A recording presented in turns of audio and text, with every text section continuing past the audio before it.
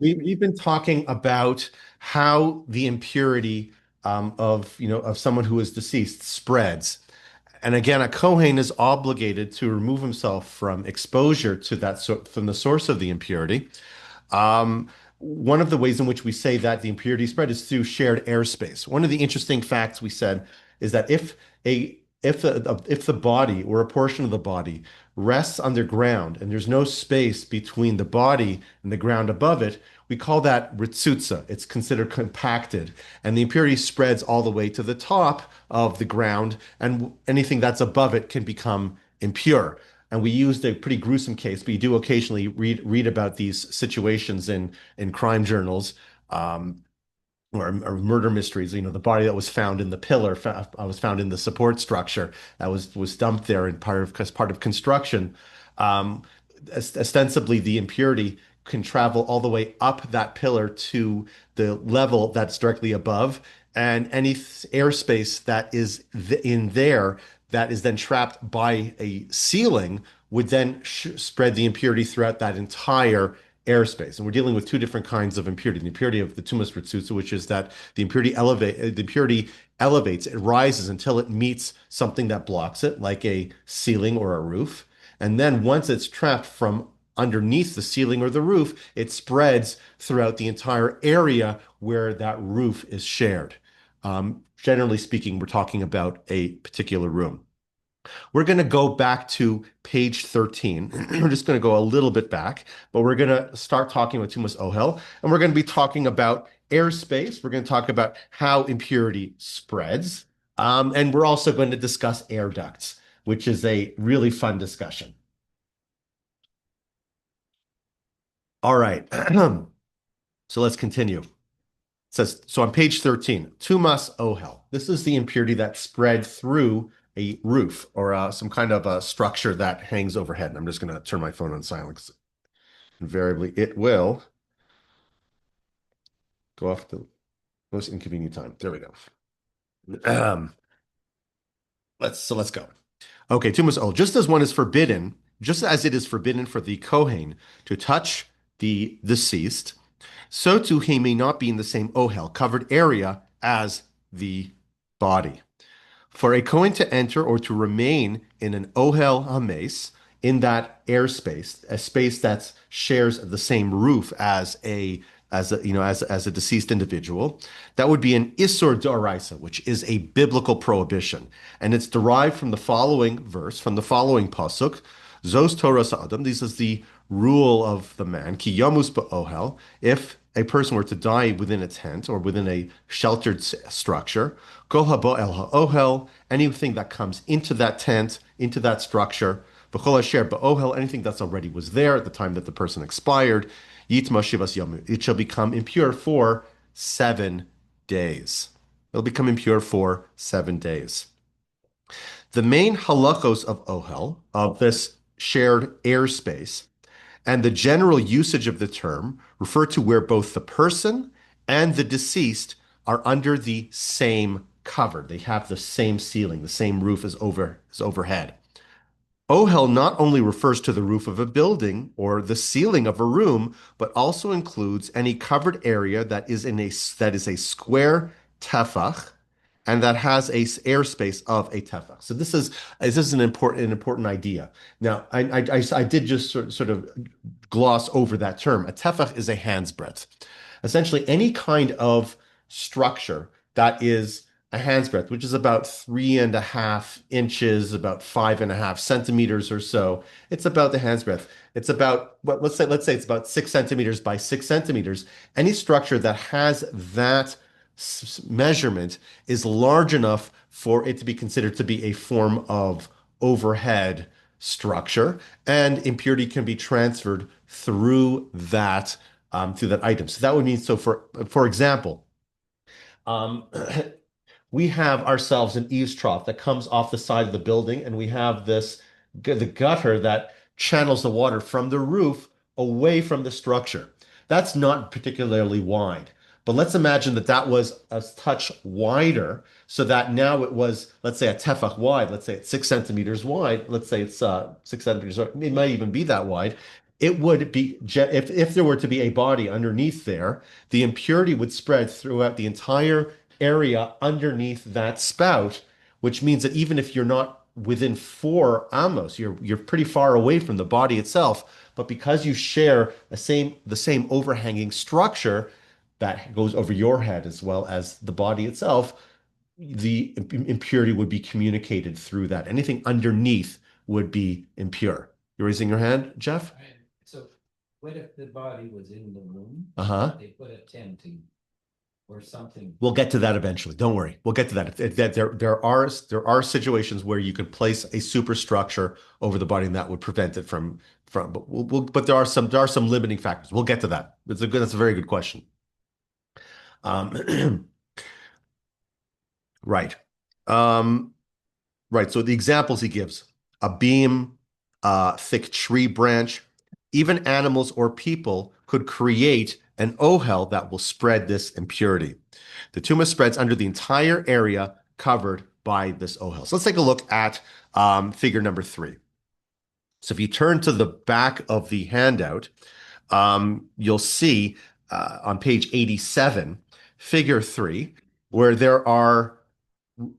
obviously there's the body on the ground for regrettably was left there. And excuse me, and you have a beam of wood that's being lifted by a crane. As if there's a person that shares that's underneath the same beam that also extends over the body, the impurity is spread by means of the beam, as long as the beam is a tefach by at the minimum a tefach of it, and a tefach by a tefach, which is about 6 centimeters by 6 centimeters. Likewise, also the bough of the tree can spread it around throughout the extent of the foliage of the tree. We'll talk about that more specifically soon. All right. An ohel, he continues, will spread tuma even if the area is very large, and even if the person who was under the same cover is very different from the tuma source. So regrettably, I think I've only been in the Saddle Dome once, but I've been in the Sky Dome as a child numerous times, and I seen my childhood memories have the Sky Dome being significantly larger than the Saddle Dome. I don't know if that's true or not, but that's how I remember it. But you can imagine somebody sitting on one extreme end of the long end of the Sky Dome and have a body all the way at the other extreme end, a very, very large area, an area that's almost obscene. That in the days when the Talmud was being written, nobody could conceive of a building being that large. Still, the fact that a roof, assuming the roof is covering the structure, as the Sky Dome is closed, is covering over the entirety of the area, the person on one end will become impure because of the shared roof structure with the source of the impurity. Just reminded, I believe in Cubs in a Wrigley Field, somebody was cremated and had their ashes mixed in with the ashes of the field. And I remember hearing about this in the news that it had happened years ago, and it had only been disclosed to the public quite recently, going back a decade or so. We'll talk about like whether how ash works within this metric. And I believe Wrigley's also an open stadium. But if we can picture a stadium that is closed, that could potentially pose a problem. It could potentially pose an issue. And Rabbi Melichik gets very, very involved in like some of those questions, some of these wacky questions that come up specific to Chicago, because Chicago, being a very old city, has many, many places where bodies occasionally turn up for one reason or another. We'll get to that.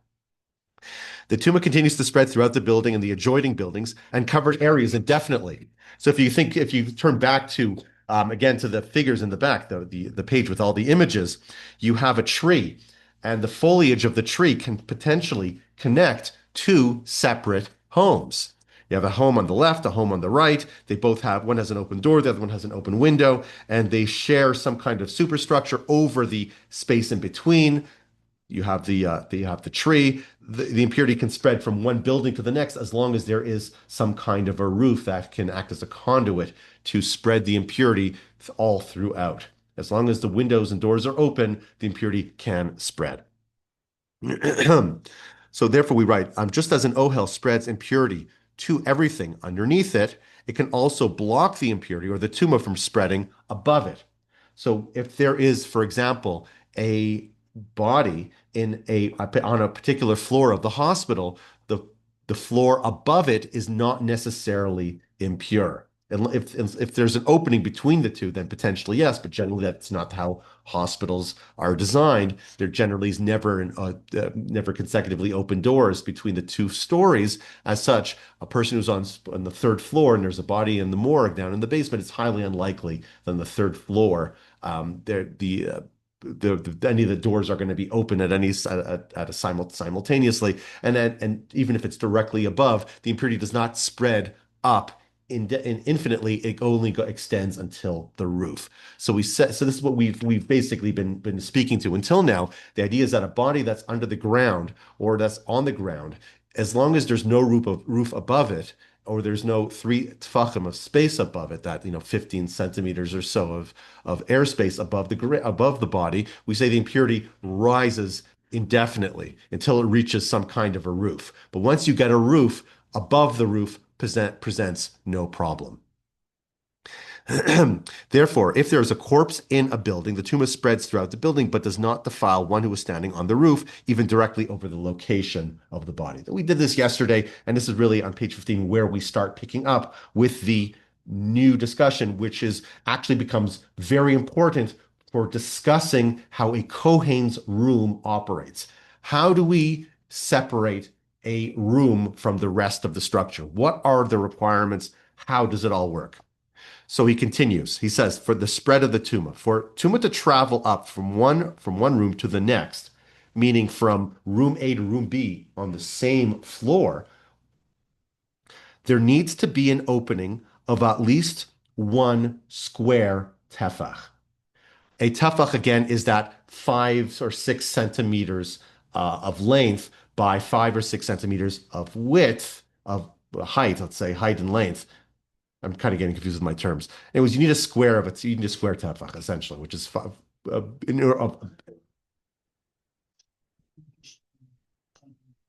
is 3.5 inches, about 5 to 6 centimeters. Okay. All right. Um, in any event, there needs to be an opening that size in order for there to be a continuation or a connection between two rooms. So if you can imagine for a moment that this room here had the door closed, we're not getting to doors yet, but that grate right over there has a grate on the rabbi's office side that's just about opposite it. And even if it's not just about opposite it, it's pretty close. So assuming you can remove that grate, these two rooms would be connected. And as a result, a body in here would be connected to the body there, and the impurity would be able to spread from one room to the next, even though the space is not entirely shared. A window is enough to connect the two locations together. So then the question comes up with, what about these? What do you do with these, with air ducts? How does that all work? Now that presents an interesting problem. Excuse me.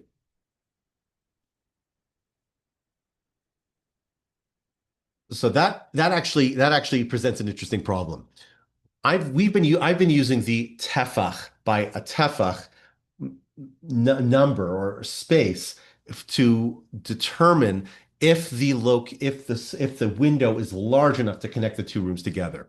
There is a Mishnah that says if you have an opening for light and if there's an opening for air, then it's no longer a tefach by a tefach. Anything about that is a hole with a diameter of a centimeter is enough to connect the two rooms together. So the question that's this one halacha, there's only one halachic authority who asks this question. In that case, that means that if you have a Kohen's room like our Chevra Kadisha, I don't know how the duct system works with our Chevra Kadisha, So you have a door that goes to the outside. There's no entrance from inside the Chevra Kadisha to the Kohen's room. The only way to enter that one specific room is through the outside, and there's no overhang on the Kohen room's side of the building, which means that the door opens and closes and is completely separated from the rest of the building, which makes it kosher v'yosher in every regard. What about in a situation where you have a heating duct? There is a vent that opens up and connects the Kohen's room to the rest of the structure. That and here on the walls. I think they're electric, no? The heater's Yes, electric. I don't think, Uh-huh. I have not seen, but we'll look next time, but I believe there's its own little unit. Let's imagine that it shared a central heating duct, like a house does, like no small little thing. Would that be enough? Nothing like our industrial size ones here. Would that hole be enough? So according to this reading, yeah, that would actually present itself as a problem. If there was a body inside the Chevra Kadisha, there is an opening in any room to the air system, to the heating system that would then connect to the Kohen's room. The Kohen's room would then be open to the impurity of the building itself, according to this one reading. But that one reading limited itself to light Light and and air. air. Right. So air is the issue. So because there's only one, yeah. So therefore, there is a large discussion amongst contemporary authorities that all throughout history, this issue has never been raised. Nobody ever seems to discuss it. It's an obscure line in a Mishnah that doesn't seem to get a lot of quotation within halachic works. How do we reconcile that? How do we understand that statement there so that it doesn't create a problem? Because while our Chevra Kadisha is great and is very conscientious and doesn't even share a heating system with the rest of the building, what is perhaps not every Chevra Kadisha is as conscientious. I can tell you that the one in Allentown, for example, does share a heating system with the rest of the building. So what do we do with that? Well, I think the consensus answer is that when we say that there's an opening for light or an opening for air, it's open to the outside. It's a window. It's something that connects to a source of fresh air. We don't find within sort of rabbinic literature a template or any kind of description about central heating systems because they didn't have them. So when they're describing an opening for air, it's an opening to the outside, and we're talking about somebody who's standing on the outside with a bit of an overhang who then can contract the impurity that way. But a structure that does not open to the outside, it just sort of keeps things sort of centrally circulating inside with perhaps drawing air from someplace else. That does not necessarily is not necessarily what the Mishnah is describing, and that seems to be the halachic consensus. That seems to be what the largest number of halachic authorities say, is that discussion there does not seem to apply. But if we were to then look over to our windows, we have a screen, right? We have a screen. How large are the windows? How large are the spaces in the screen? They're smaller than the minimum requirement. They're less than a centimeter in diameter in terms of their size. They're less than a centimeter by centimeter. And so as a result, a screen would be an effective way to stop impurity from going out the window, even though the measurement for the outside window is significantly smaller. So I don't believe we have an overhang, but if we did, and we have had funerals here in the past, somebody standing over an overhang right out this window would be safe. If we did not have this screen, then that person would also be able to contract the impurity in that case. What about standing under the, I don't know, porte cochere, what it's called? Over the doors. The overhang in the front. That would also likewise be a problem. Yeah. Right. And as one of the things we said, if you remember, we took a look at the image and we saw two homes with a tree that's sort of in the backyard that provides like some kind of a shelter or some kind of provides shade over both the area in between the two homes. That's enough to connect those two homes together, and an impurity in one building can spread to another as long as there's always something overhead that can connect them. So I can't visualize the Chevra, the new building. But I can see, they're ready to move the deceased to the kever. Mm-hmm. They open the door out the back, and in the summertime, the Kohen room, we leave the door open. So if there's an overhang, it would Create problems. Yes. create a That's problem. why the Chevra Kadisha does not have an overhang over It the doesn't Kohens. have- Right. That was done deliberately. Yeah. Go ahead. When the body is in a casket, Uh-huh. is the casket not a ceiling? We're gonna get to that. I'm struggling here because by the end of the night, I'm gonna have to be a lady. Pretty sure. We're gonna get to we're gonna No disrespect. Honored to me. Hmm. Mhm. we'll get to the casket itself. But if there's we'll get to it. Right. So let's go back to top of page 15. For the tumor to travel from one room to the next, there needs to be an opening of at least one square tefach by, one tefach by one tefach. I guess say Eugene is saying it's about 8.5 centimeters or so. Let's say it's 8.5 centimeters by 8.5 centimeters. That's how large the window has to be between the two rooms to connect them. Obviously, a doorway would be problematic. So the tuma not only travels laterally between rooms, but also vertically between floors when there is an opening of a square tefach. So if we have, I could just, you can think of this, in the following way. I, you know, Nissim Gluck grew up going to a shul in Toronto called the Chevra Shas. I used to go there as a very small child. My father would take me there occasionally. My father used to call it the Chevra Schnapps because everybody, they really did enjoy saying a L'chaim at Kiddush.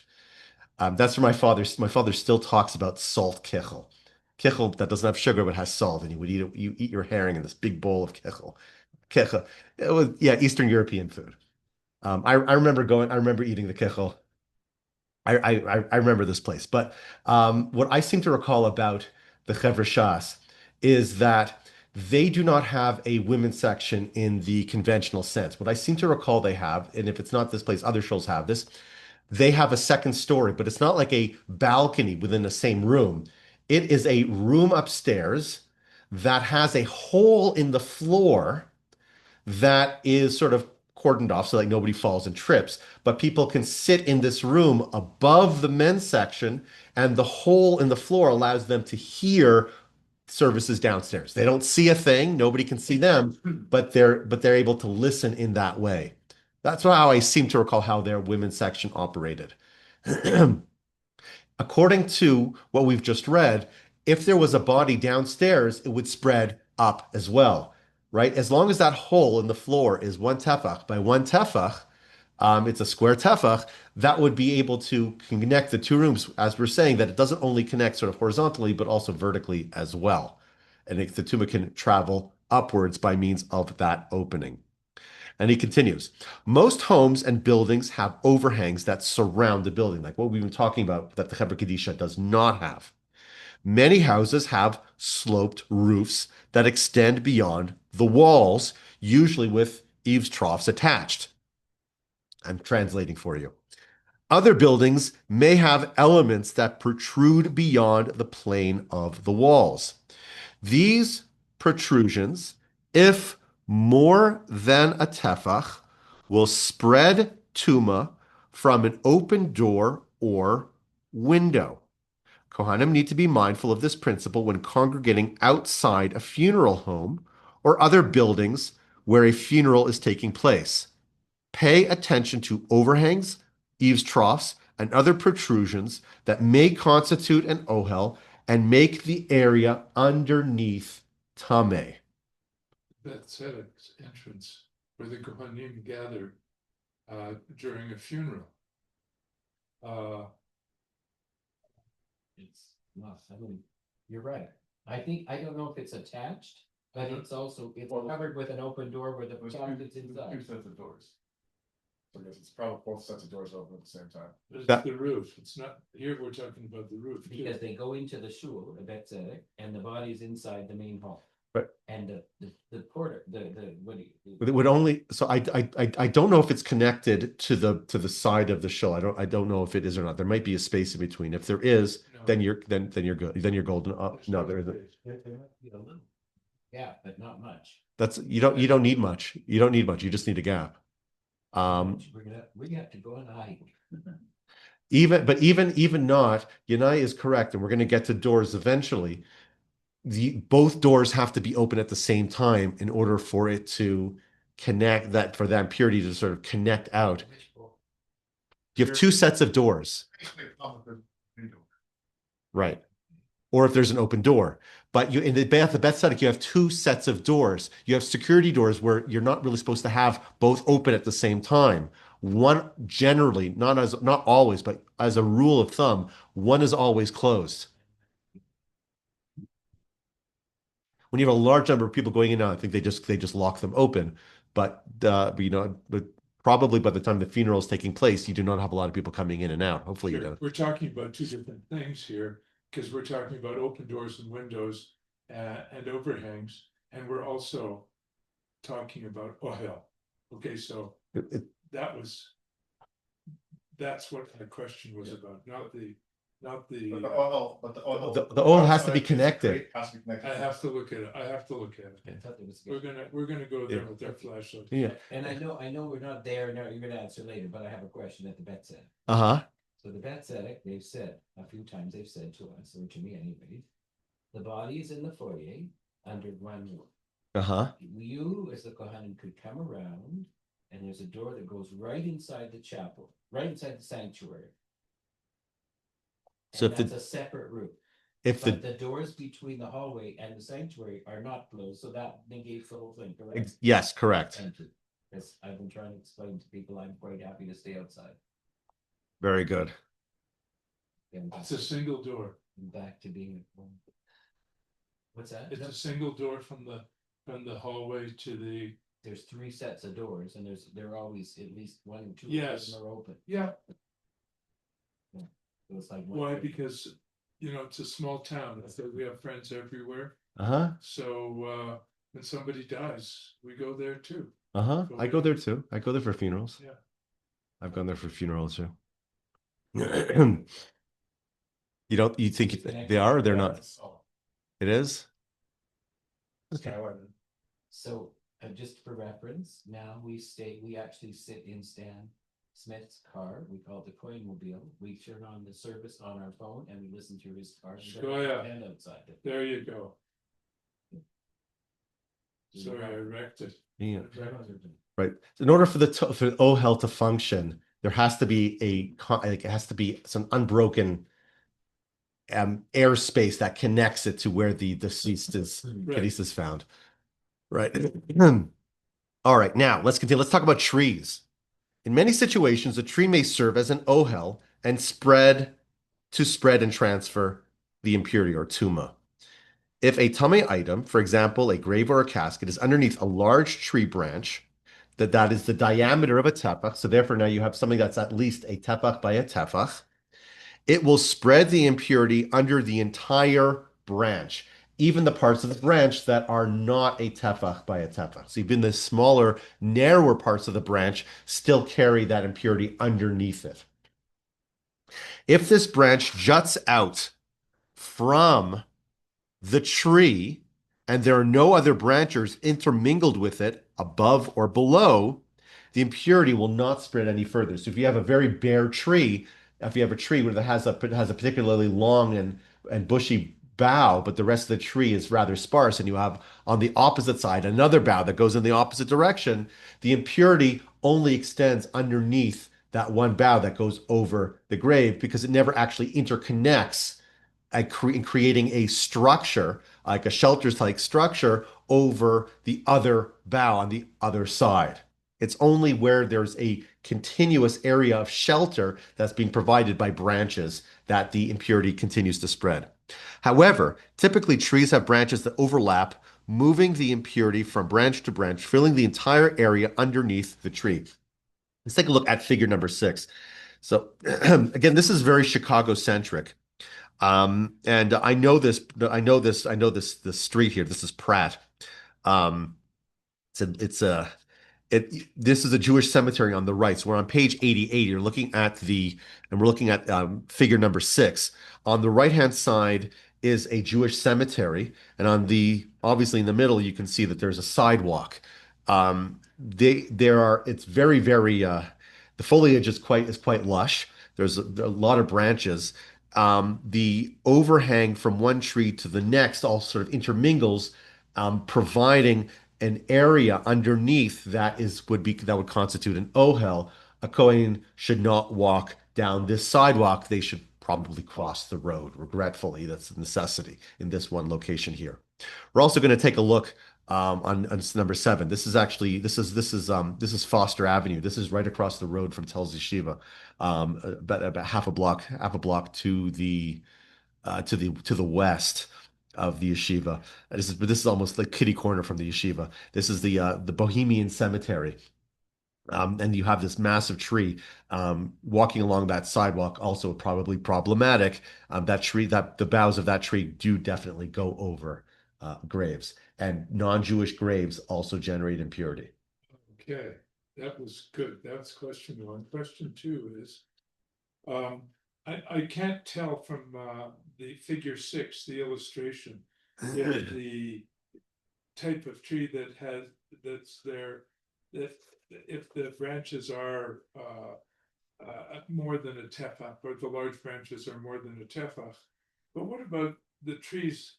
Maybe when they were younger, the branches weren't more than a tefach, but they have a lush overhang that completely. Right. So if you don't have a branch that's a tefach by tefach, and you're just sort of looking at sort of a mixture of leaves and branches, it's an argument amongst the halachic authorities as to whether or not you can combine that all together to make a tefach by tefach structure. And the general advice that's given is because that it's very difficult to sort of suss out the circumstances of each particular tree. It's better just to stay away from trees. Don't go underneath the tree. Right.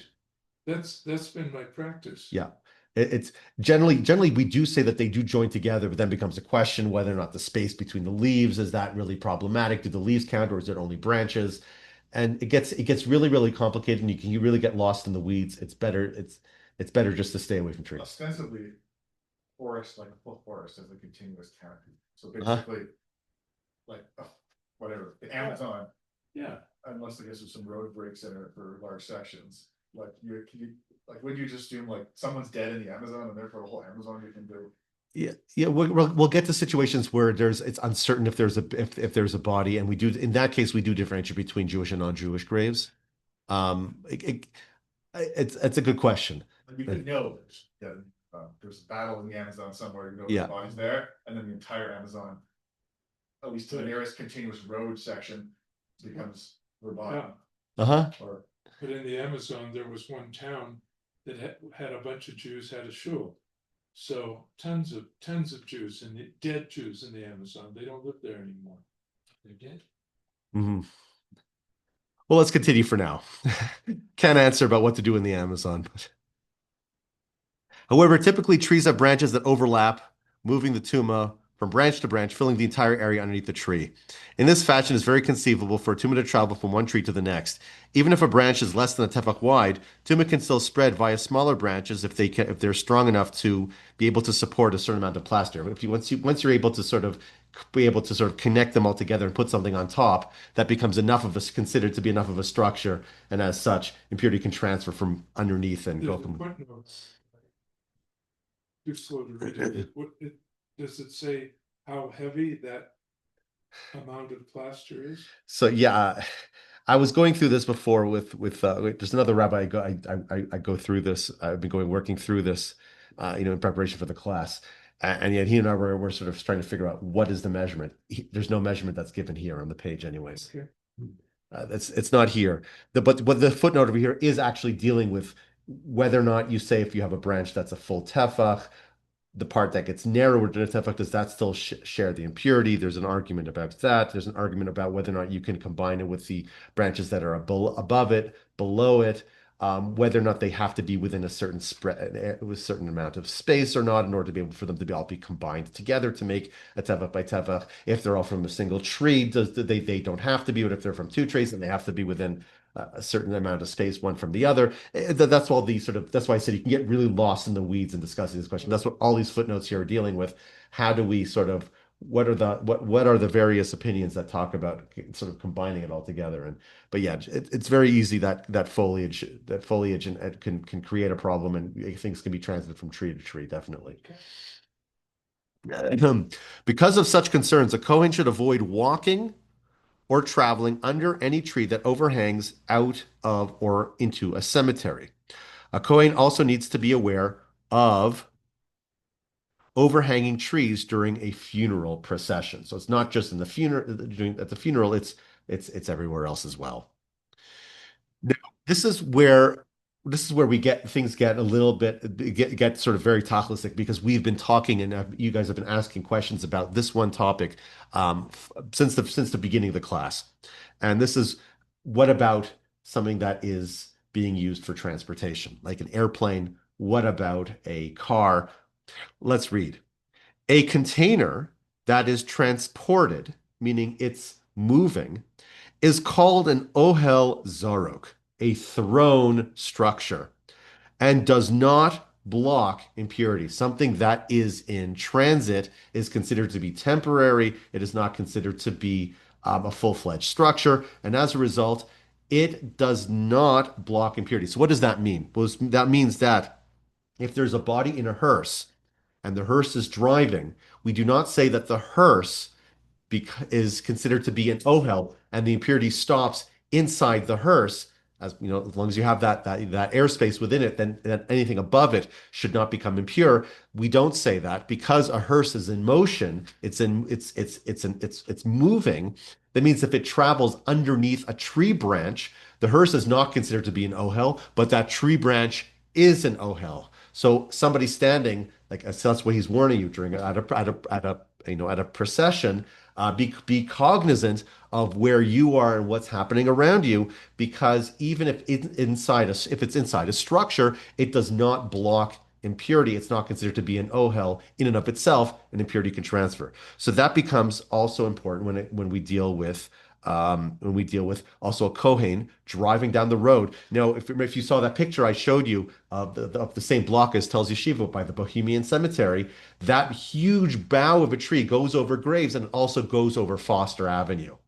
The car does not block the impurity, so anything underneath that bough is sharing an ohel with a grave. And so Kohanim do not drive down on what would that be, the north side of Foster Avenue. They go the long way around for this reason.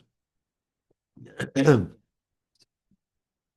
is in a casket, Right. which is closed. Closed casket is in a hearse, Yes. which is closed. Right. The casket top does not negate the. Right. I Because mean, if it's if it's not in a casket, maybe, but right. So there are two things. If there's 3 hands breadths of space between the body and the top of the casket, then we have something to talk about. Otherwise, not. Even if there is that amount of space, because the casket is in motion, it's being driven. If it were stationary, maybe it would create a no. It gets a little bit more complicated. It would be, therefore the impurity would not spread above the casket. But as long as the casket is in motion, then the casket is not considered to be a structure, and as a result, it does not stop the impurity from emanating up above it. so try as you may. I mean, I'm trying to be me now. Uh-huh. Try as I may, there is likely no way that I can be completely in doing the right thing. I don't. You don't use right thing. No, because the accepted or the halachic or the whatever, because whether it is not knowing about the casket or in a moving vehicle or being within a building may or may not be, like I would guess that there are very few people that would know everything and be properly following every. That's usually the case. Halacha is sort of super involved. That's true about just about everything. So most Kohanim in this world are always I, they're probably. I mean, unless you don't drive down that street, I get that. People may not do that, but I mean, I have no concept what's in the room next door to me, and I may not have an expectation that there would have been a person's only responsible for what they know about. You can't be held accountable for something that you're not aware of. The first time you were in Chicago, you were never cognizant of the fact you don't know this. You don't know Foster Avenue at all. You're never accountable for that for having driven down that road. It's we're discussing here, and I really don't want to start like casting aspersions on people who do things deliberately, because there are all sorts of a person has to make any sort of a number of internal calculations. What do I need to be doing? Where am I? Who am I? What are the needs of the community? A Kohen is also expected at certain times to be involved in burial, whether it's for a family member or if it's for somebody who doesn't have anyone else, who doesn't have family, then a Kohen is expected to sort of step in and be involved in the burial there as well. So am I unsure if I do that for the 7 day period, or if I did it there was no bills to do it? Am I absolved? Am so I struggle with these questions. you technically do become impure, but remember, we're all impure right now. That's just the nature of life without the red heifer and without the Beit HaMikdash. That's just a part of the life that we live. We're talking here about a Cohen's obligation to respect their office that comes with being a Cohen, preserving the purity of the Cohen. Not impurity, purity is not the right word, but the sanctity of what it means to be a Kohen, which means that we conduct ourselves with greater reverence with regards to impurity. Not that you're not allowed to become impure, you're already impure, but in terms of the office brings with it a certain dignity that a Kohen does not come in contact with the dead. That is put to the side at many times in our lives when other considerations overrule the consideration of what it means to be a Kohen. And I'm sorry to keep it going, but I just need to know this also. So once that happens, if should Uh-huh. that happen, then are you then to remove yourself from, let's say you happen to have this situation 2 days before Yom Tov, should you not be then going up to do it? Should you No. not accept the Aliyah as Kohen? No. Should you No. You should not go to the temple and make a sacrifice. That's what you should. Okay, no, I'm just Yeah. saying, because I mean, No, yes. I need to know that, sometimes maybe I'm doing the wrong thing. If a person is, what says, I don't care that I'm a Kohen and I'm going to go bury people, or I'm going to go through a stroll in the cemetery. That's one discussion. We're not talking about that. So we're really not sort of crossing into the territory of somebody who is willingly and deliberately disavowing the office of the Kohen. And for no good reason. Right. And for no good reason. Right.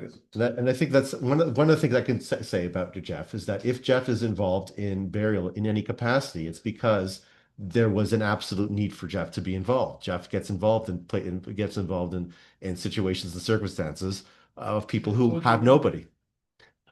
That means you're supposed to exclude yourself. No. Knowingly that you just, okay. No. Just from temple services. Right. You're technically you're impure, but we're all impure anyways. But it means yes, you wouldn't offer a sacrifice exactly. But in terms of in terms of your office, the office of the kahuna is preserved in this case. You're kosher v'yosher. If one knows of situations where it would be problematic for him to be, that would be very inconvenient, should one tell them? Yeah, that's a complicated question. We touched on that a little bit in the last class about like going to sleep. You have to wake them up to get them out of the room. Generally, yeah, you want to help them out. You want to be able to facilitate them. If you know, for example, that a Kohen is not going to listen to you, then sometimes it's better not to tell them. It's better that they should be a shogeg than it be mazed. It's better that it be sort of inadvertent active indiscretion as opposed to a deliberate one. So if you whatever you discover that there's someone buried under Wrigley Field or whatever under Wrigley Stadium. And sometimes it's better not to say anything, because then it's highlighted that many people will just completely ignore it. It's better sometimes in those cases to not say much. Yeah,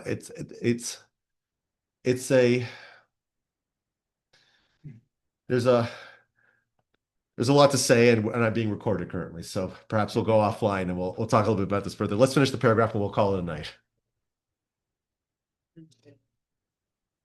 But we're saying, like, it's very easy to imagine a very comparable case in a closed stadium. under the seating area, which is covered. Yeah, seating is covered, but What I'm saying, but it's, I just said real estate because he said, it. But I just like, whatever, you just cover that. There's a grave under any large building that people frequent. That people can't really avoid or aren't likely to avoid in general. Well, let's just finish the paragraph here. We can talk about Wrigley Stadium afterwards. The container that is transported is called an ohel zorok, which is a thrown ohel or a moving ohel. It does not block impurity.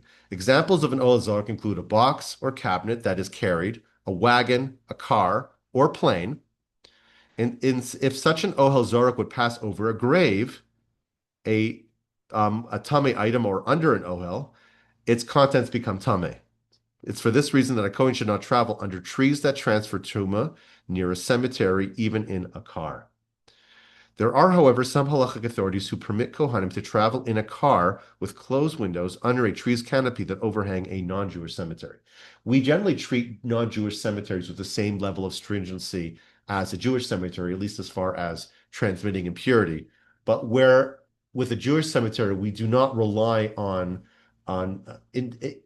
individual opinions and nuances and nitty-gritty details to perhaps find a loophole. We do rely on loopholes when it comes to non-Jewish cemeteries, so that is a leniency with a non-Jewish cemetery. So that would mean, for example, that driving down Foster Avenue in Chicago, because it's the Bohemian cemetery, not the Jewish cemetery, would be acceptable, perhaps according to some authorities, to drive in a car with closed windows during that one block or so where it becomes problematic.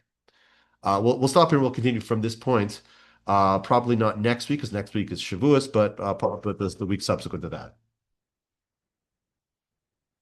Well, yeah.